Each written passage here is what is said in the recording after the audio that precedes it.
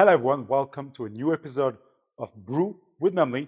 And today I'm excited to introduce you to our newest June-July summer edition coffee, our Chiroso Red Honey by Fernando and William Ortiz at Finca La Cabaña. It's a very interesting project and a very unique cup of coffee that I'm going to brew using the Origami paired with the PARAGON. But in this case, I'm going to brew the entire coffee through the PARAGON. So I will explain that why as well. A little bit of background about this coffee. So as I said, this coffee is a collaboration between Fernando, which is an industry legend in coffee fermentation and coffee cultivation, and William Ortiz. And that's a mentor-mentee collaboration helped with the help of unblended coffee. So thank you very much for that amazing project. And this shows us that knowledge shares multiply the outcomes. If I have 10 apples and I give you 5, well, I have less apples. But if I have 10 apples and I show you how to grow apples and you grow 10 apples, we have 20 apples. So that's why by sharing your light, you just make the room brighter. And that's why I really love this concept and the philosophy behind unblended coffee, because it's similar to what we believe a lot, which is quality, transparency, and education. And here they use the Chiroso variety, often grows in Urao, Antioquia, but in Huila at a very high elevation. We are at 1,800 meters above sea level. The process is a red honey, so about 50% of the skin, anaerobically processed for 72 hours before drying it in a regular way.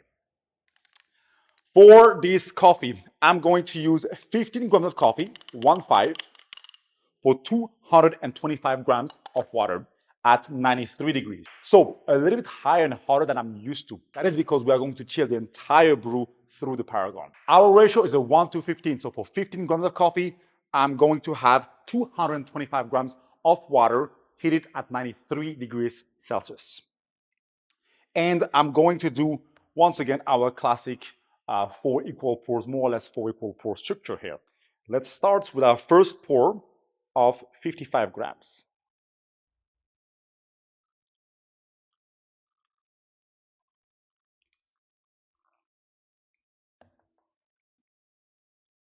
Now, this coffee really smells like summer. You are going to have a lot of tropical fruit notes, floral, and vanilla sweetness. I like it because it showcases so much very unique Chiroso varietal, but also the known high-grown coffee that you can find in Huila. Our second pour until 110 after 40 seconds of bloom.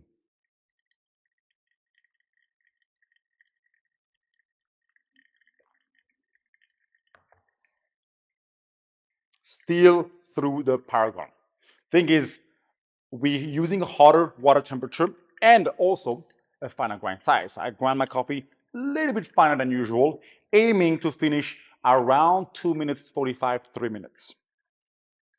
At 1 minute and 15 seconds, or whenever you see the top layer being dried, you add another 60 grams until 170.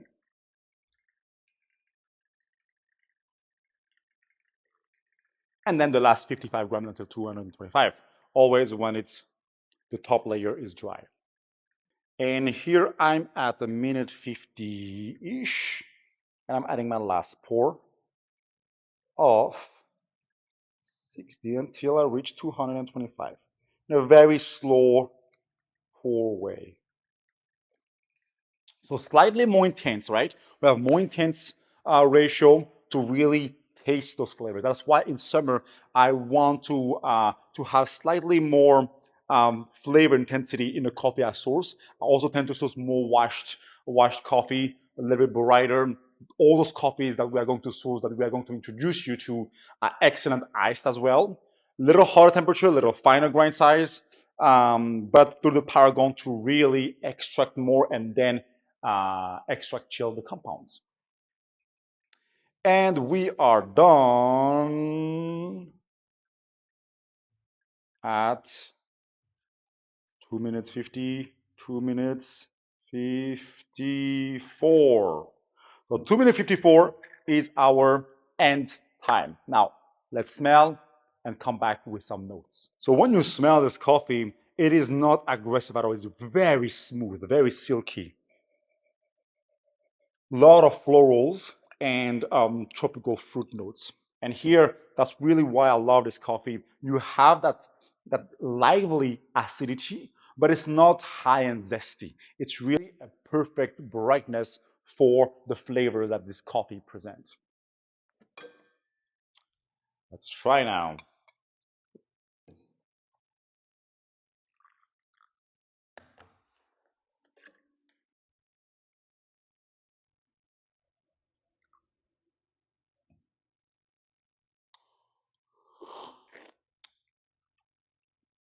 First of all, it's directly perfect to drink because we chilled it a little bit, right?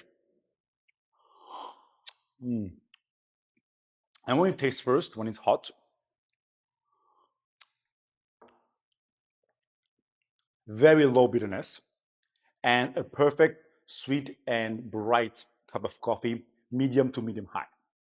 The brightness comes from the tropical fruit, and here it's not really passion fruit, which can be very zesty, but more like a star fruit. If you never tried a star fruit, it's a little crunchy, little chewy, star-looking fruit that has very medium brightness, but not a super zesty one like passion fruit can have. Then the floral notes. Chiroso is said to have some roots in Ethiopia, so that might explain why we still don't know the entire story behind the Chiroso variety. And a nice vanilla finish. So you really have your, if you see your graph like that, the acidity that starts in the medium high, same as the sweetness, and the bitterness is quite low. Now let's come back when it's a little bit warm and cold. All right, after a few minutes. So what I like to do when I taste coffee, I always start with that balance of acidity, sweetness, bitterness, how it changes through time, through my tongue, and then talk about flavor. Mm. And that's why that high acidity slowly decreases. So when it's a bit colder, we go from medium high acidity to a nice medium balance, still juicy acidity. The sweetness increases. That's what I want.